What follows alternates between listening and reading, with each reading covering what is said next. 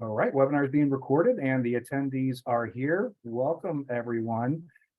So glad you can go ahead and join us for today. I see actually we're already at 48, 49. We're actually, the participants are starting to stream in perfect. So thank you so much. We're really glad to have you join us. We're actually, wow, it's coming in 70. Oh, it looks like we're gonna be well over 100. So I'm gonna go ahead and do a quick little bit of house cleaning, then I'll turn it over to Dr. Belitz. So one, you'll notice that there's a Q&A and a chat feature over here. We're going to go ahead and ask that, if you do have a specific question, to feel free to go ahead and utilize the Q&A portion of this. And if you are wanting to go ahead and as you're participating, you want to make some comments, keep it interactive, feel free to go ahead and use the chat feature. And then we will go ahead and also, I know we're going to keep it a little bit interactive as well as much as possible. So with that, I'm going to go ahead and introduce our first speaker and first presenter. It's Dr. Colleen Belitz. Colleen is the Associate Vice President of Strategic Initiatives and Outreach at Southern Connecticut State University. She's a tech futurist and has experience delivering pragmatic ideas and insights into the trends, technologies, and paradigms transforming education and society. Colleen is also the co-chair of the Education Committee for the International VR/AR Association, is the XR Community Group co-lead for EduCause, and is on the leadership team of XR Women and is a member of Women in AI. Turn over, Colleen. All right, thank you so much, David. If you could enable my screen sharing, so I'll be able to go ahead and bring up my slides. Okay, super, thank you.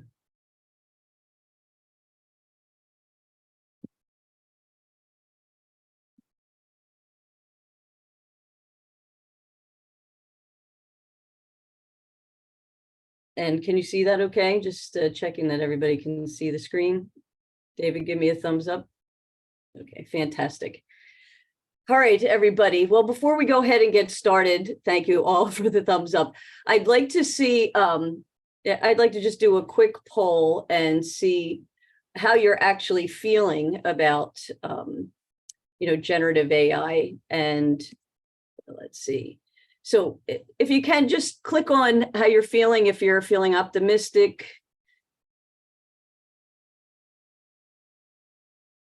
Well, it shot out of the gate very optimistic and very, so wow. Good. Yeah, we have 100 attendees so far. We're already at 87 responses so far. Yep. Give it another second. Yeah. What? Oh. All right. I'll go ahead and end the poll. Yeah. Oh, there we go. You got a couple in at the last minute. Well, the good thing is most of us are feeling more optimistic. I would say that more optimistic than pessimistic. So that's a good thing. So here we are, right? The age of AI has begun for all of us. This was an article that was published by Bill Gates in March, and he stated that in his lifetime, he's seen actually 2 demonstrations of technology that have struck him as being revolutionary. And the first was in 1980 when he was introduced to the graphical user interface. And the second was when he watched OpenAI's ChatGPT answer a 60-question AP bio exam, of which it got 59 of those questions right.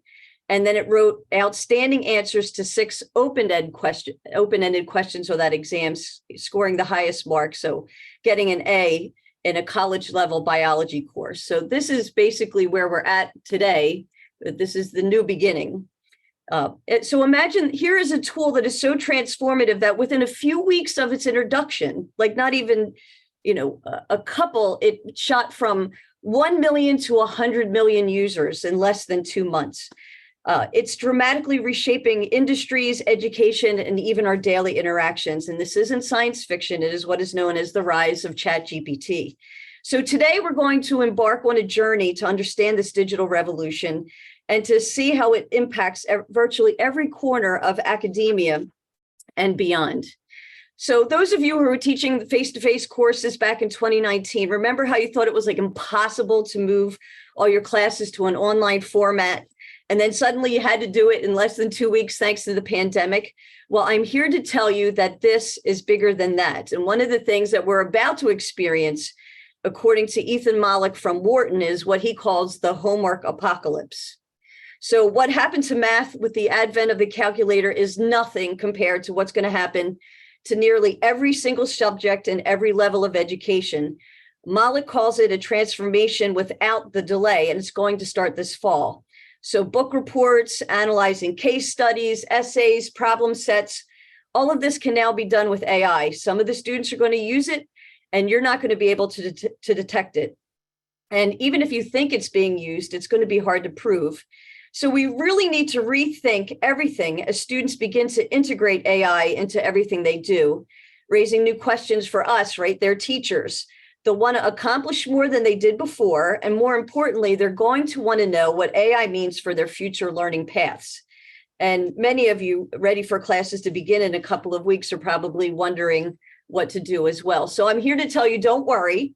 That's why we're here today. After the 4 sessions offered in this virtual summit, you're going to have a good understanding of what AI is, how to use it to your advantages, what the risks are, and some student guidance and resources for this rapidly changing landscape. We are in the first mile of this marathon that's going to reframe how we all work. So let's go ahead and jump in. In my session today, I'm going to give you a simplified presentation on what artificial intelligence is, some of the myths that may be out there and what are the realities, how I think it's going to reshape higher education. I'll just touch a little bit about the future workforce and something that I know a lot of you are going to want to know about. So I'm going to cover the basics of prompt engineering. We have more in-depth sessions after this one. Again, I highly recommend that if you can stay for all the sessions, or if you miss them, get the recording. And lastly, I'm going to cover what I believe is an equity imperative of AI for everyone. But before I go ahead and jump into what is AI, you should know that you have been using AI for some time now. It's been slowly creeping into everything that you use. And at this time, it may know you better than you know yourself. If you have a smart thermostat like a Nest, if you have Alexa that you ask to play music or tell you the weather, if you ask Siri to call someone, have Netflix recommend a show, all of that is AI. You can ask Google for directions. It tracks your videos of what you watch on your social media feeds. It knows where you're located. It sees what you like and dislike, what articles you read. And if you have a smartwatch on, like I do right now, it's monitoring your heart rate. Data, data, data. It collects it all. And you've been providing AI with data about yourself for a long time now. And many of you may have been doing this in ways that you don't even know about. So I'm going to do just another quick poll before I jump into the heart of AI. Have you used a generative tool in your day-to-day work? Just curious. So I just want to get a finger on the pulse of how many people have tried it. Some are trying it and still learning, which I totally get, or if you haven't used it. And thank you for taking the poll, everyone. This is really great when it gives us a good idea of, how people are feeling.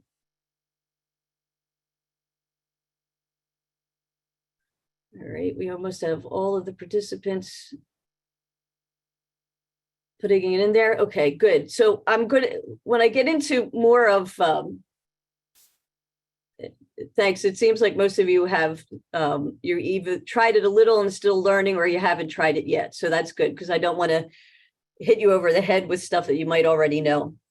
I've included a diagram of AI's progress from the book Scary Smart. So those of you that want to learn more, I highly recommend this book. And most states that if you were to assume that it took us 75 years to get here, you would be right, but you would predict then that it would take us dozens of years to, kind of move forward. But just with any other technology, it's slow at first, but we are now moving with exponential speed.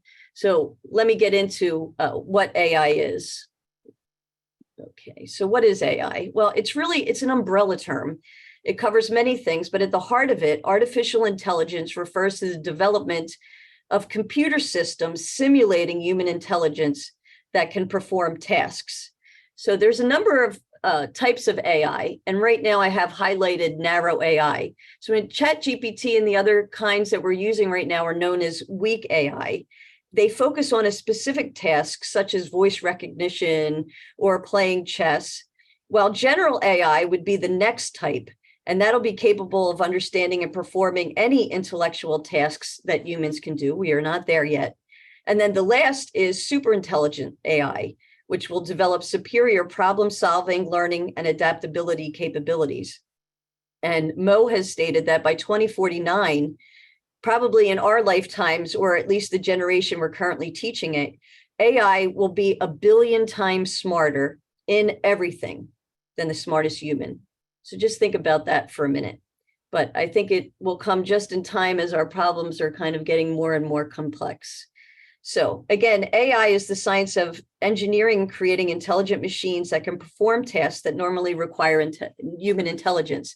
So what does this mean? Well, like visual perceptions. When you recognize, you see somebody, you recognize them. Hey, that's Bob. You wave hello. Well, AI can do the same. It recognizes your face and it'll unlock your smartphone. It can tag you and other people in photos.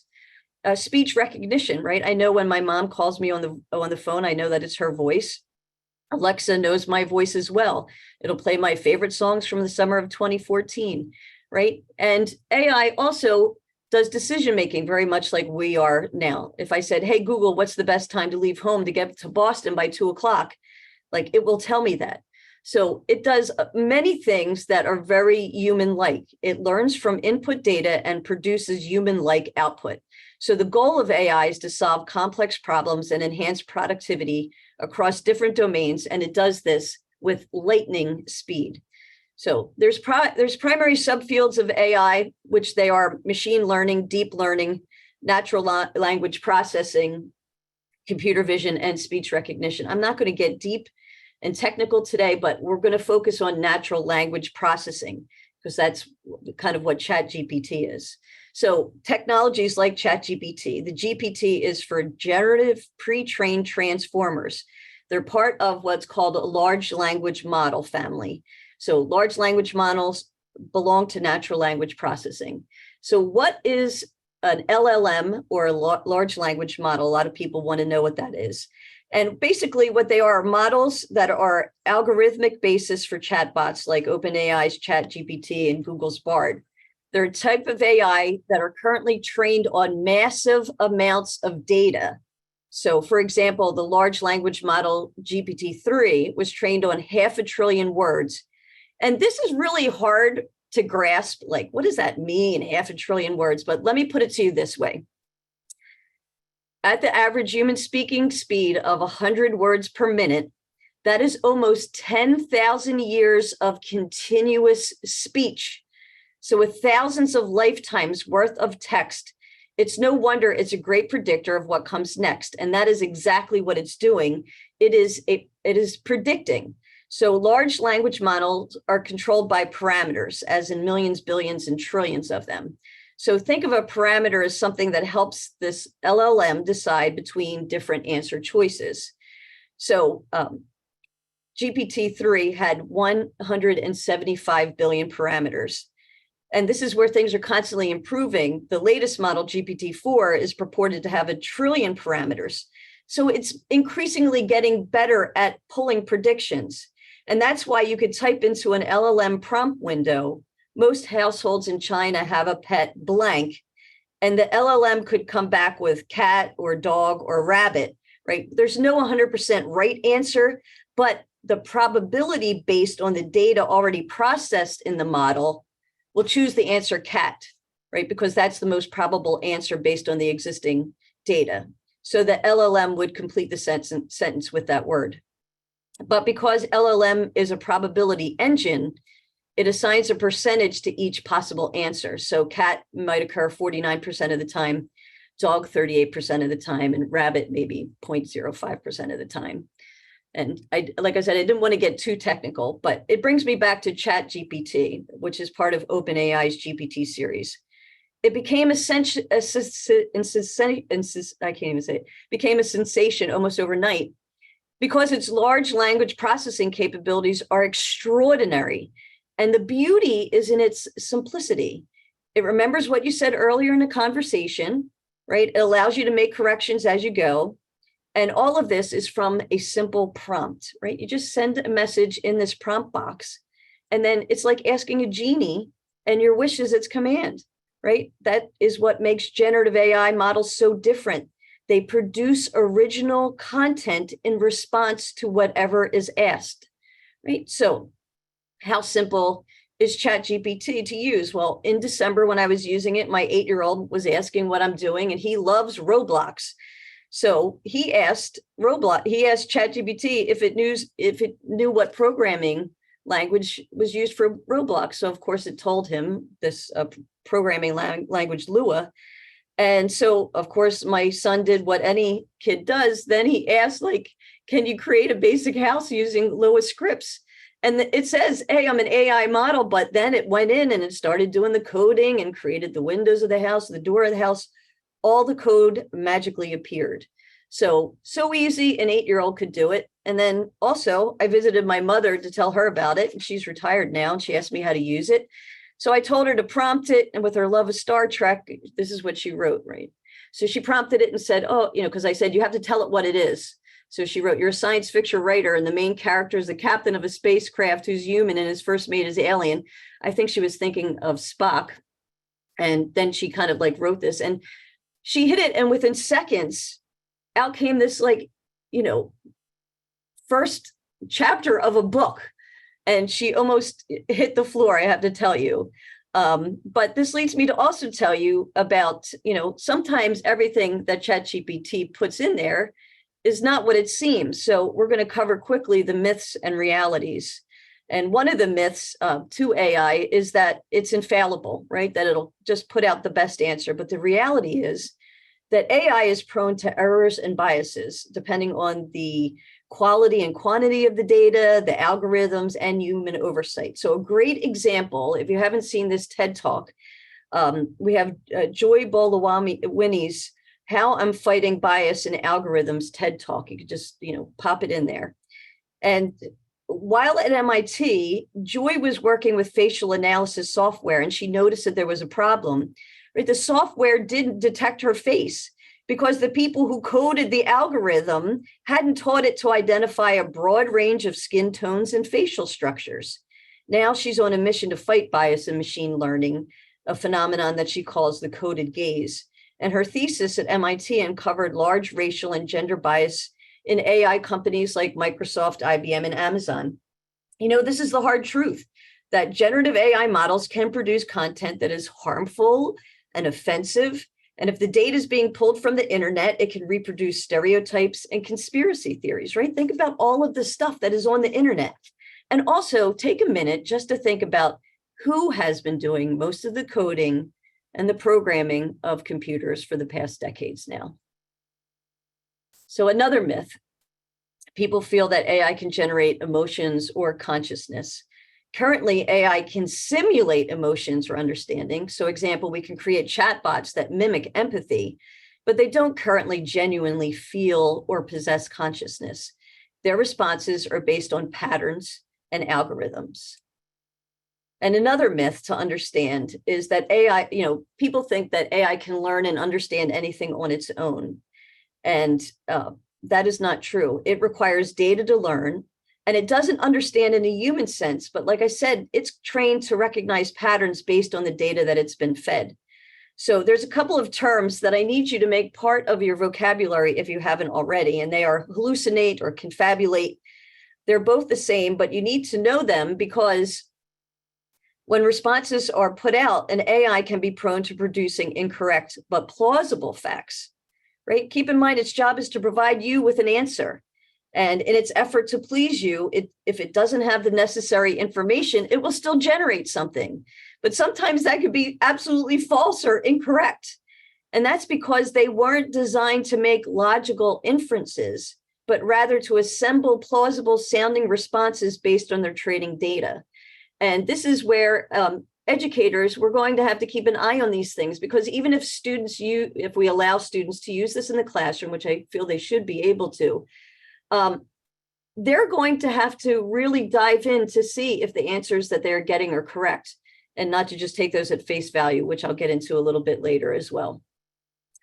Another myth is that AI will soon replace creative jobs like artists and musicians.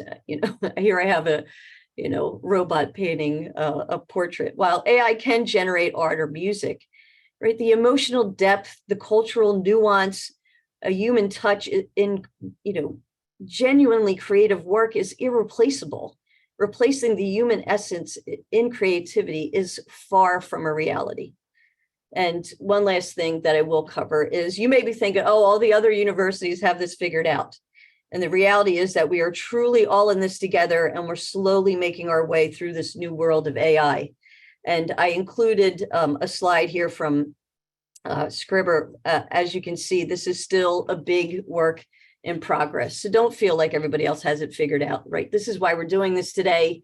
We're working together to figure it out. And now let's switch gears and talk about how AI is transforming higher education. But before we do, I'm just going to give you one more poll here. And what I'd like to know is, what kind of impact do you think artificial platforms such as ChatGPT will have on higher ed over the next 5 years? So feel free to give me your input here.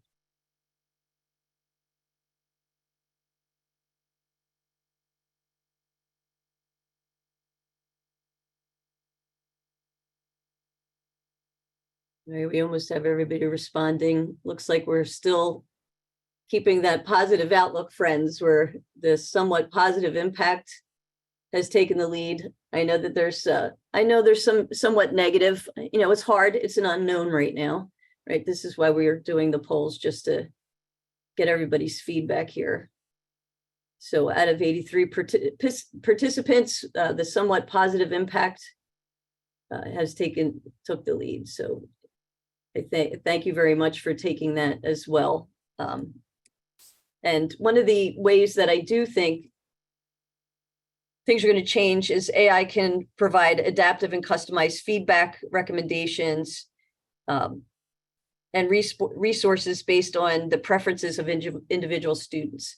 So if I had to guess, I would say personalized learning is the first. And in our later sessions, you're going to see how you can use the ChatGPT itself. But I want to say that there's companies out there that are using it and creating this personalized learning. So one of those that I have here is a product that's called Packback.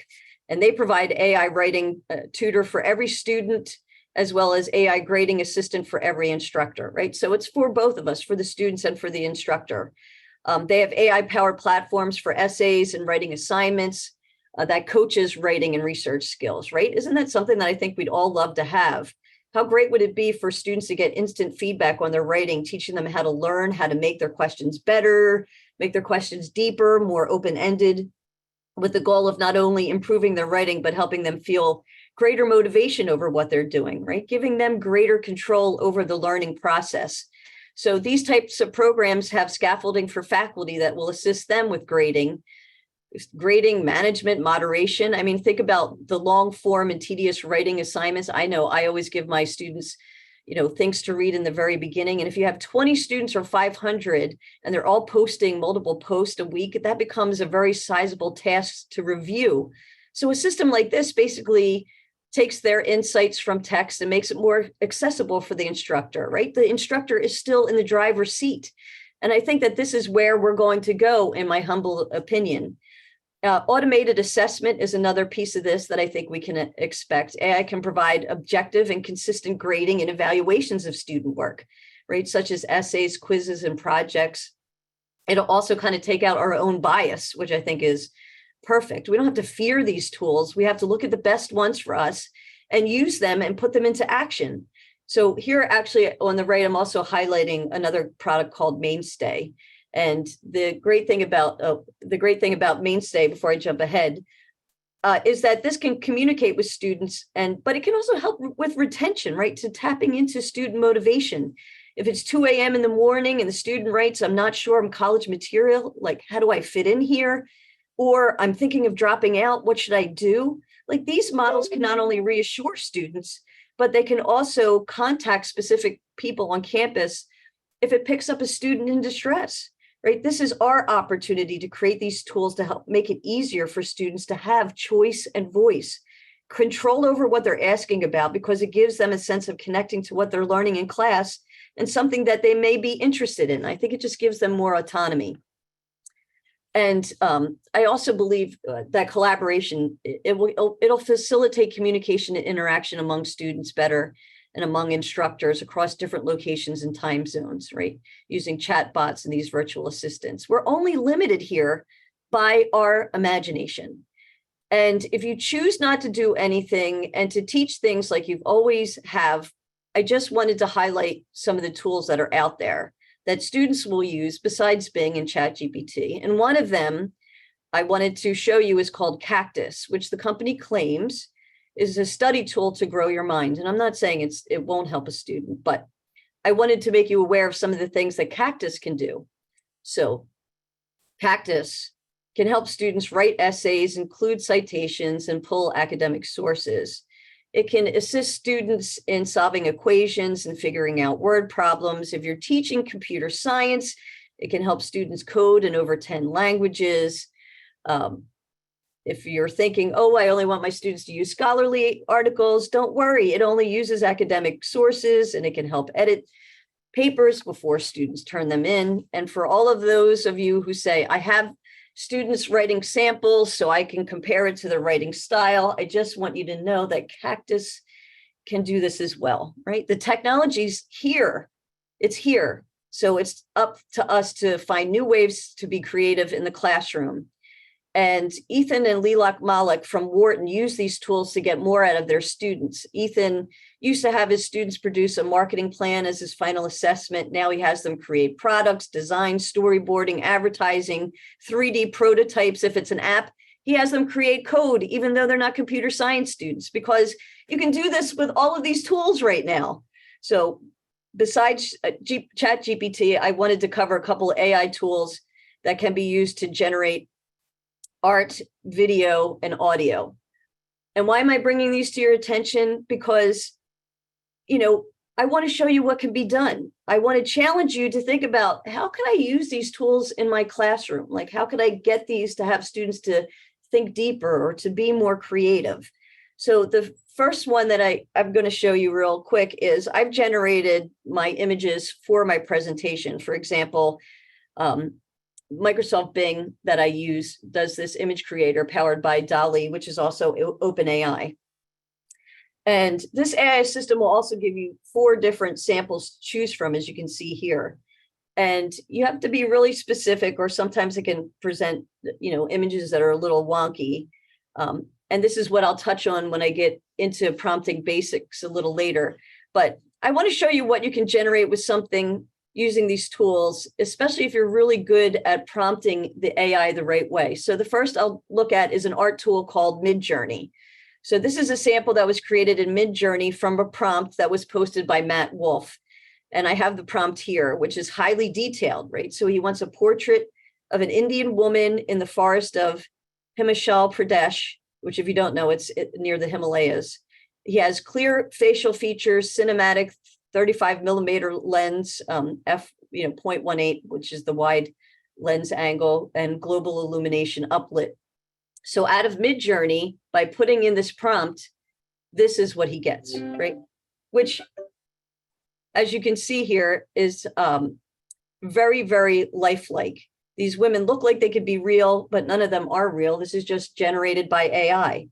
So how could you use this tool? When students are doing presentations for your class, maybe you could have them create a poster for a cause or a cover for a book, storyboard something out. I have a friend of mine who's an author, and he uses AI to create visuals of his characters in books so that they can feel more real.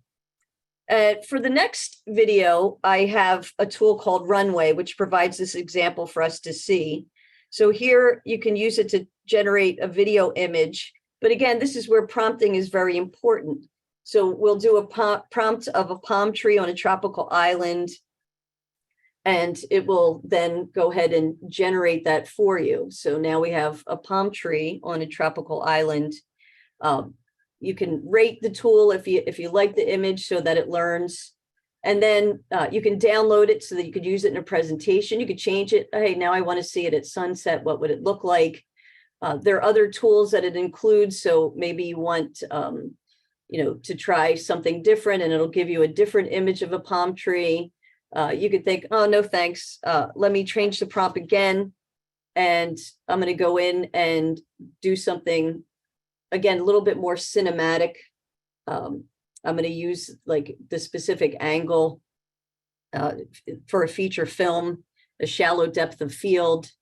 And then you click generate, and that image that we had before now looks something more like this. So you can see how really lifelike you could make it. But instead, you know what, let's change this into a hand-drawn 2D animation, right? It could do that as well. So again, it can do anything you want. It's just you really have to get good at prompting these things. And the last thing, which you might get a kick out of, is what's called generative, voice audio. And I will get to your questions at the end, so I'm glad that you're posting the questions. For generative voice AI, think about how students could use a tool like this. If you wanted a student to create a video, let's say on social justice, and they want a different voice to do the narration, you could have a podcast where a student interviews themselves, or you could, if you do therapy, you're teaching your students to do therapy sessions, they could do this with themselves. If they created a documentary, it may not be Morgan Freeman narrating the documentary, but it could find something close enough to match. And this is one of the things, the SAG actors and writers are on strike right now. And these tools are one of the reasons that is happening. So I did a couple of samples for you. I didn't make it too complex. I just typed in, hi, my name's Colleen Bielitz, and I'm giving a presentation on generative voice AI. So I just want you to hear some of the pre-made options that were available. We'll start off with Charlotte, who has an English. Hi, my name is Colleen Bielitz, and I'm giving a presentation on generative voice AI on Wednesday, August 16th at 10 a.m. And now Adam. Hi, my name is Colleen Bielitz, and I'm giving a presentation on generative voice AI on Wednesday, August 16th at 10 a.m. I have a friend at another institution that sounded much like this. This is Giovanni. Hi, my name is Colleen Bielitz, and I'm giving a presentation on generative voice AI on Wednesday, August 16th at 10 a.m. And then lastly, we have Freya. Hi, my name is Colleen Bielitz, and I am giving a presentation on generative voice AI on Wednesday, August 16th at 10 a.m. And there you have it, right? This is, obviously she was a Valley girl from California, but I showed you these tools because these are some of the things that are out there. And instead of being afraid of them, I really like to think about how we get students to be creative, how we could use them in different ways. But enough from me. Let's have some fun from Gen AI. And what I'm going to do here is we're going to look at a different type of Gen AI. And that Gen begins with a J, right? We're looking at Jennifer Lopez. So Gen AI is here, Jennifer Lopez, queen at branding herself. So she has now moved into this space. And you can go to Virgin Cruises and create a custom invitation so Jen can invite your friends to go with you. But this is such a great thing because it really gives you an idea of what can be done with generative AI.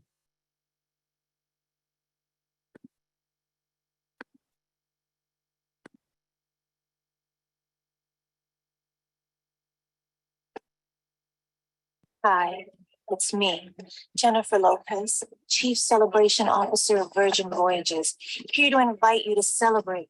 So come, celebrate your anniversary, your birthday, or just generally being fabulous. Really, Kyle? It's good, right?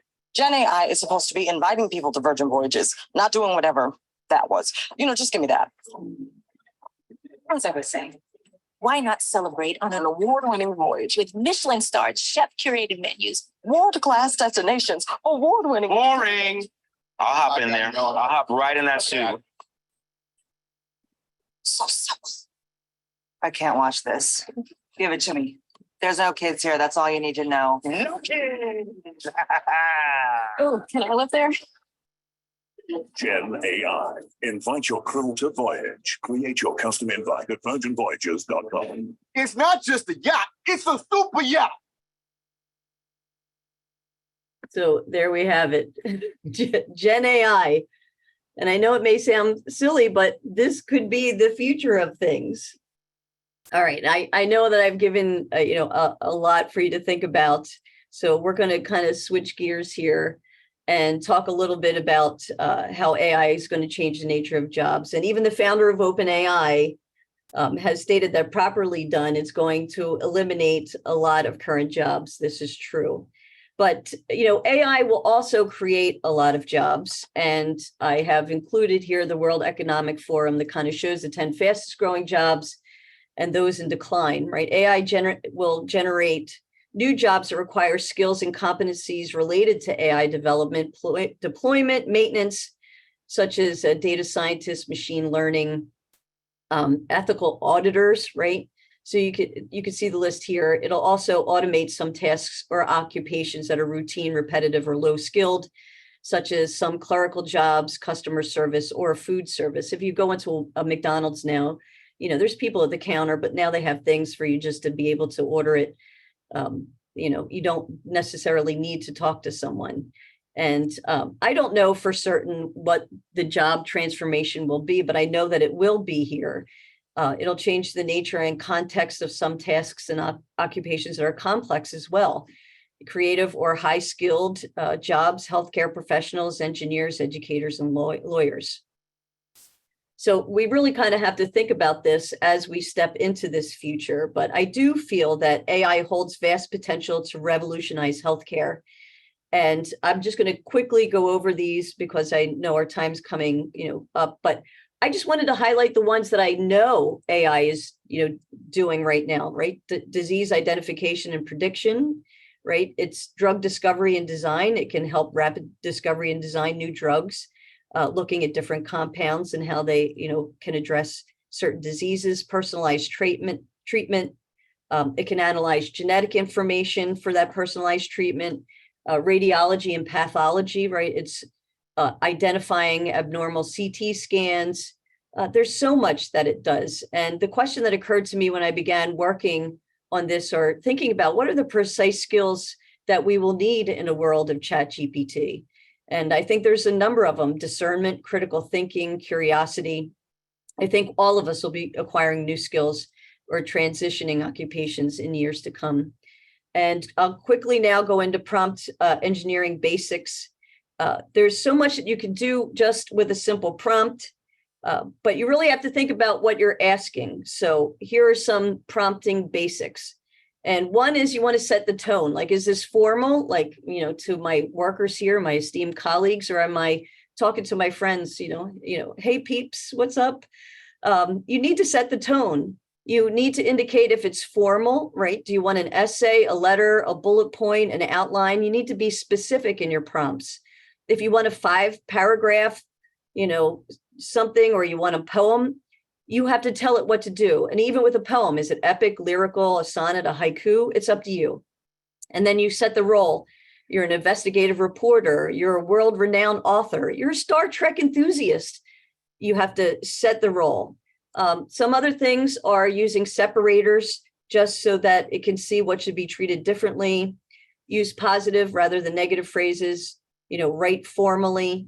Don't tell it, do not write informally. It's better to say write formally, give it clear instructions. Instead of saying something like rewrite the text, clarify that last paragraph. And for your viewing pleasure, I asked ChatGPT to write a poem for you that took less than a second. I prompted it to be a writer like Shakespeare using only iambic pentameter. And I like especially the last 2 lines. So scholars, dear, embrace this tool of fun, for with its help, great things can be done. And great things can be done. There's on YouTube a whole thing of ChatGPT for educators. The best, in my opinion, are Wharton's interactive faculty director, Ethan Malik, and Wharton's director of pedagogy, Leelak Malik, who have published some great papers on AI.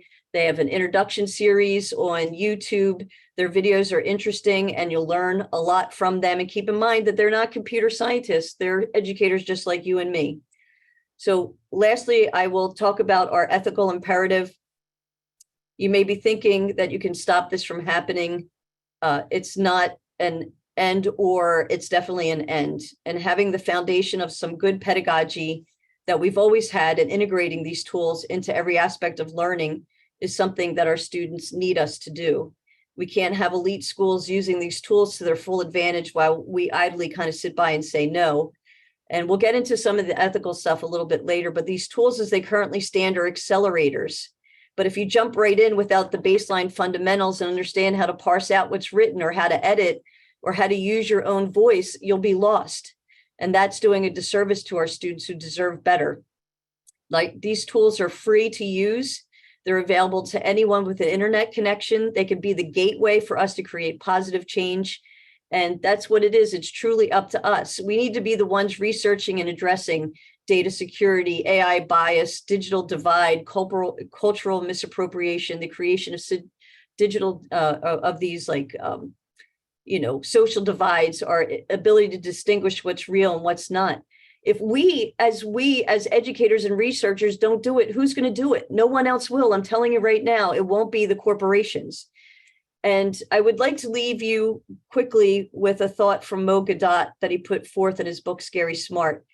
He said that we should liken AI to a baby alien that has landed on planet Earth, and it's just an infant. In your mind, you can picture Kal-El coming from the planet Krypton in the story of Superman. And Kal-El, as a baby, ends up being a superhero because this alien baby was adopted by the Kents, who had strong morals, and they were kind, and they only used their power for good. And they said, don't use your power for personal advantage or gain. Take care of others and protect those in need. Now, imagine instead that baby ended up with the Luthor family, and instead of superhero, we get a supervillain, right? We have an alien life force that is a baby right now. And it learns by watching us. It watches our posts on social media. It hears what we see. It hears what we say, and it sees how we act. And I'm going to ask all of you to ask yourselves, what are we teaching it, right? What do we want it to grow up to be? A superhero that helps us through these wicked problems like climate change, or a supervillain that traps us in these ungodly worlds? It's truly up to us, and it's up to you and me to show it the best side of our humanity. So I know I've covered a lot here. If you want to connect with me on LinkedIn, please feel free. Here's my QR code. I'm here if you need anything, please feel free to touch base with me. And I know we're kind of running short on time, but we may have a couple of questions, one or two. What do you say, David? Should we open it up there? Yeah, definitely so. And feel free to use the reactions piece over in chat to, get a little celebration and clap for Dr. Bielitz.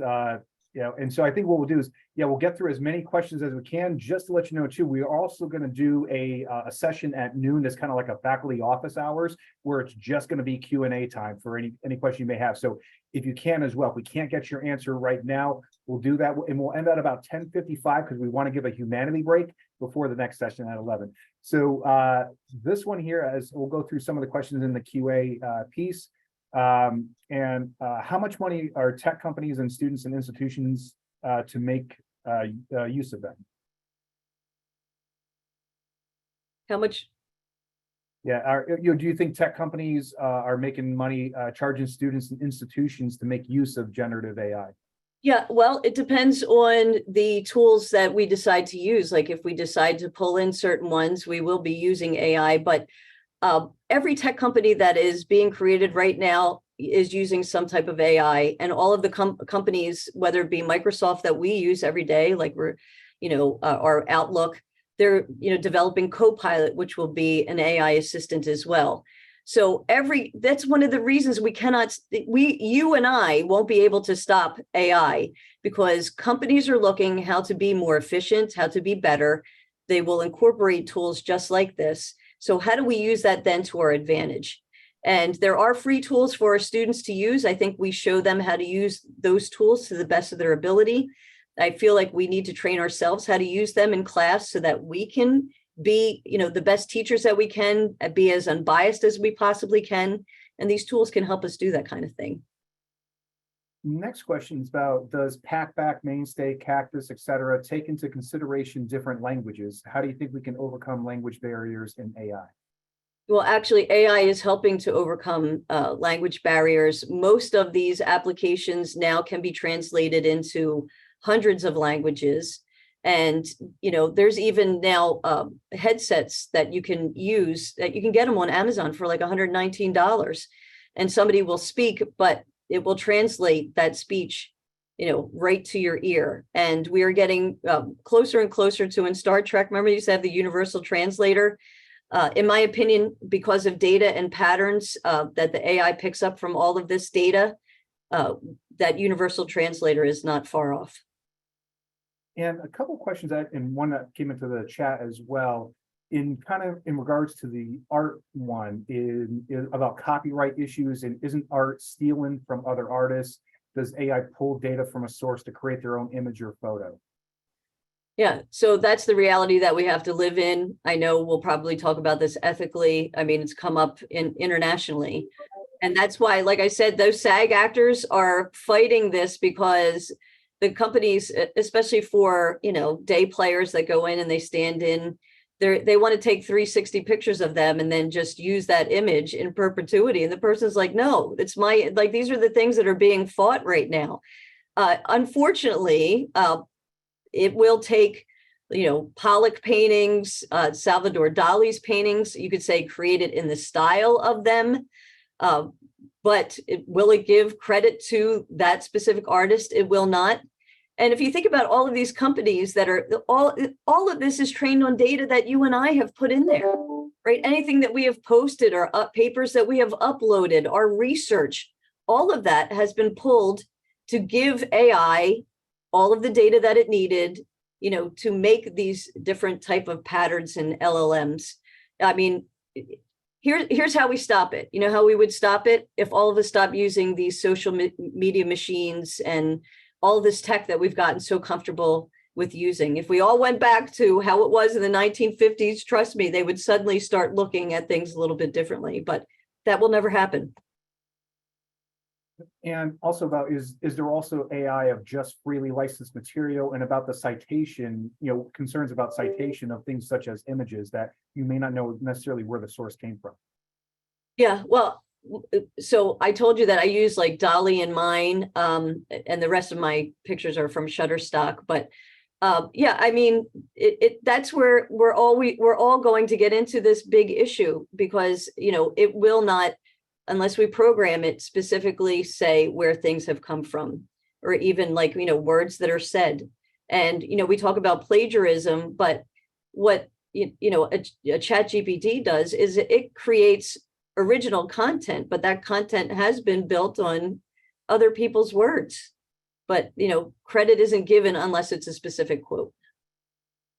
And I'll go into, there's obviously a couple questions about recording. Yes, we are recording these sessions. Later on this week, we are going to send out a link to each of the sessions. That's the reason why each session has a different link, so that you would only have to download that particular session. Also, I've advised for each institution, let's say your CETL office, to download those, so you can, like for example, at Charter Oak, we're going to upload them to our faculty resource center and others, so people can review these. And you can also, when we send out the link later on this week, you'll be able to personally download it as well for your review and recordings. And a couple of questions in here too about that this is a lot. And yes, it said this is meant to be an introduction to this day, and it is an evolving piece. Our hope is that after this day, it actually sparks the beginning of this journey. As I said, of AI and further professional development. And in fact, when we do send out the link to the session, we'll also send out a link to the survey. And one of the questions in the survey is going to ask you in particular, what's maybe a little bit more specific sessions you would like for us to have in the future, so we can kind of contextualize it based on your demand. And also by filling out that survey, that's what's going to give you access to the handouts and presentations as well. So just to let you know that's there. And then what I think we can do, maybe one final question. is I haven't signed up yet for ChatGPT because I'm uneasy wondering what would they do with my personal information, email, phone number, etc. You don't have to put in your phone number or anything like that. It's basically an email address. And I have to tell you, if you look yourself up online, like all of your information, I'm not saying all of it, but so much information is already out there, right? If you go out and you vote and, your address is out there, your birth date's out there. I mean, it's amazing and it's disturbing. When I first saw that my birthday is out there, who I'm affiliated with, that's that is it's the sad part of, this thing that we live in. But I mean, if you're on social media, trust me, all of your information is already out there. But yeah, if anything's asking you though for your social security number or, other suspicious, you do not put your information out there.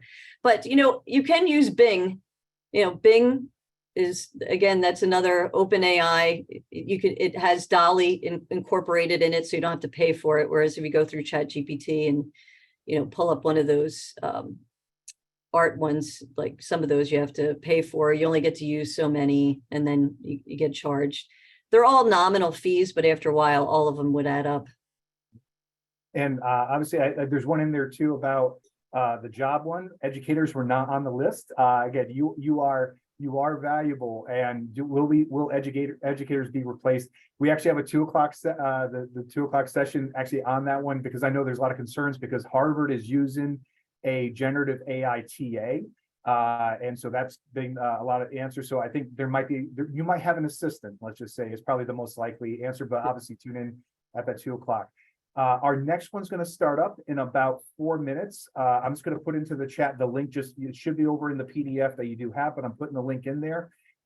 If you need to stretch, take a bio break, whatever you do need, and feel free to come over to our next one. Love to see you there. And give it up for Dr. Bielitz. Thank you, everybody. Have a wonderful day. Touch base if you need anything. I'm here for you.